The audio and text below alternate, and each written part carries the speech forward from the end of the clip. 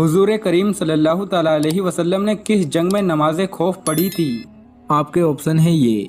ए जंगे Khyber, B जंगे खंदक, सी जंगे उहूद, D जंगे जात। आपका time शुरू होता है अब।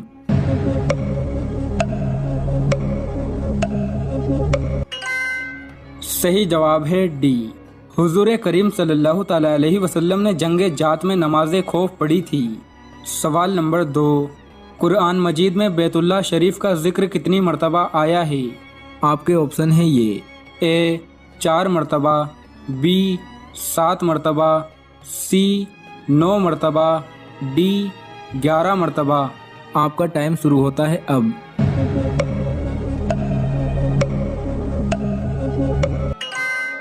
सही जवाब है सी।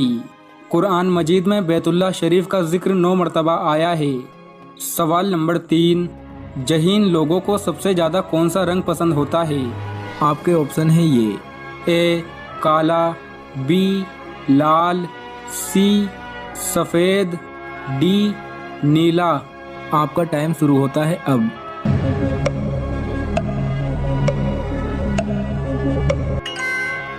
सही जवाब है सी।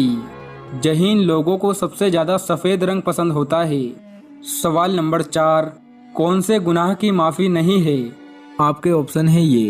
ए कत्ल की, बी शिर्क की, सी बेनमाजी की, डी चोरी की। आपका टाइम शुरू होता है अब।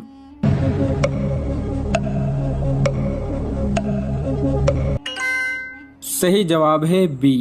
शिर्क वो गुनाह है जिसकी माफ़ी नहीं है।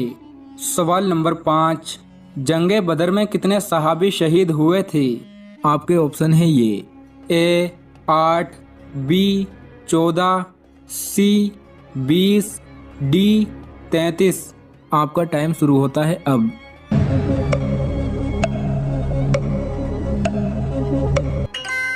सही जवाब है बी। जंगे बदर में 14 सहाबी शहीद हुए थे। सवाल नंबर 6, मस्जिद नबवी की तामीर किस हिजरी में हुई थी? आपके ऑप्शन है ये। ए 1 हिजरी, बी 2 हिजरी, सी 3 हिजरी, डी 4 हिजरी। आपका टाइम शुरू होता है अब।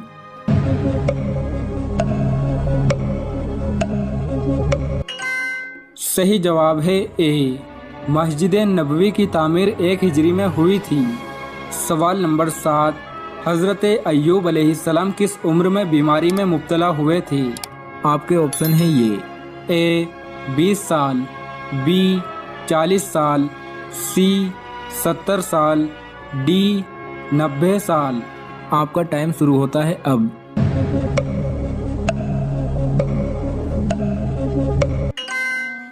सही जवाब है सी।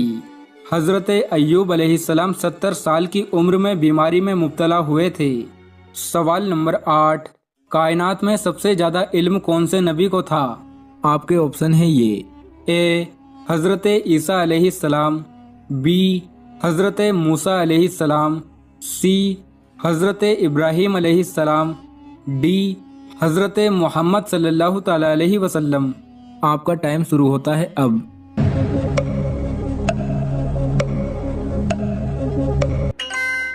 सही जवाब है डी। कायनात में सबसे ज़्यादा इल्म हज़रत मोहम्मद सल्लल्लाहु ताला अलैहि वसल्लम को था। सवाल नंबर 9, कुरान मजीद में सबसे ज़्यादा किस नबी का जिक्र आया है? आपके ऑप्शन है ये। ए हज़रत ईसा अलैहिस्सलाम, बी हज़रत मूसा अलैहिस्सलाम, सी हज़रत इब्राहीम अलैहिस्सलाम, डी हज़रत मोहम्मद सल्लल्लाहु ताला अलैहि वसल्लम। आपका टाइम शुरू होता है अब।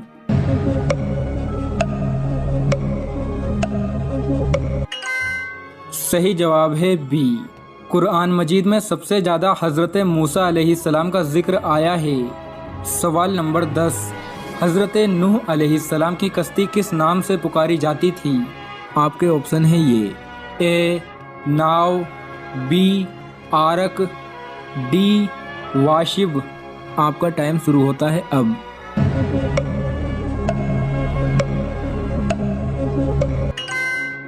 सही जवाब है बी। हजरत नूह अलैहिस्सलाम की कश्ती आरक नाम से पुकारी जाती थी। सवाल नंबर 11, हजरत याकूब अलैहिस्सलाम ने किस मुल्क में इंतकाल फरमाया था?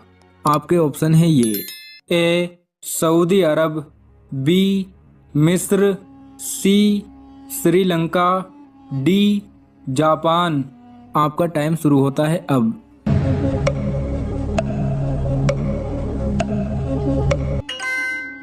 सही जवाब है बी, हजरत याकूब अलैहिस्सलाम ने मिस्र में इंतकाल फरमाया था।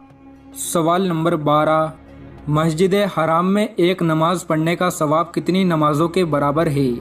आपके ऑप्शन है ये, ए 10,000, बी 50,000, सी 70,000, डी 1,00,000। आपका टाइम शुरू होता है अब।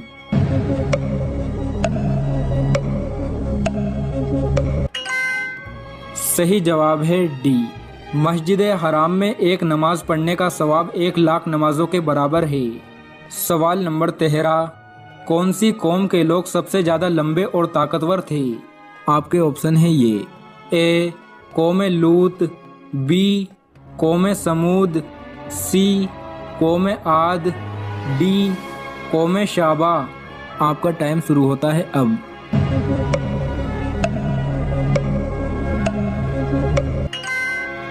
सही जवाब है सी, कौम आद के लोग सबसे ज़्यादा लंबे और ताकतवर थे। सवाल नंबर 15, 3 ऐसे ख्वाब जो सिर्फ काले जादू के मरीज को आते हैं। अगर आपको इन 3 ख्वाबों में से कोई भी ख्वाब बार बार आता है तो समझ जाओ आप पर काले जादू का असर है। नंबर 1, अगर ख्वाब के अंदर आपके पीछे कोई जंगली जानवर पड़ा है आपको मारने के लिए, जानवर कोई सा भी हो सकता है, और ऐसा ख्वाब आपको बार बार आता है तो समझ जाओ आप पर काले जादू का असर है। नंबर 2, ख्वाब के अंदर खुद को किसी ऐसी जगह पर फंसा हुआ पाना जहां से निकलना मुमकिन ना हो। जगह कोई भी हो सकती है, जैसे कोई मकान, कुआं, जंगल या फिर कोई गुफा। अगर आपको ऐसा ख्वाब बार बार आता है तो ये भी काले जादू की अलामत है।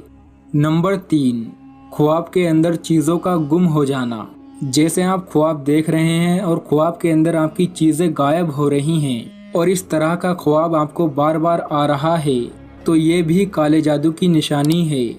इनमें से कोई भी ख्वाब अगर आपको बार बार आता है तो आप काले जादू के शिकार हैं। बेहतर होगा आप किसी मौलवी से राब्ता करें। यानी बीवी से हमबिस्तरी करके अगर रोज़ा तोड़ा है तो एक रमज़ान में जितने रोज़े तोड़े हैं तो उन तमाम की तरफ से एक ही कफ़ारा अदा करना पड़ेगा। अगले रमज़ान में दोबारा अगर तोड़े हैं तो उस अगले रमज़ान का एक कफ़ारा काफ़ी है। यानी हर रोज़े के 60 रोज़े नहीं रखने पड़ेंगे, बल्कि एक रमज़ान में जितनी दफ़ा भी रोज़े तोड़े हैं तो 60 रोज़े उन पूरे रमज़ान की तरफ से कफ़ारा हो जाएगा। और अगले रमज़ान में अगर रोज़ा तोड़ा है तो भी 60 रोज़े अगले रमज़ान की तरफ से। तो जितने रमज़ानों में रोज़े तोड़े हैं उतने कफ़ारे आप पर लाजिम होंगे, बशर्ते कि बीवी से जिमा करके रोज़ा तोड़ा हो।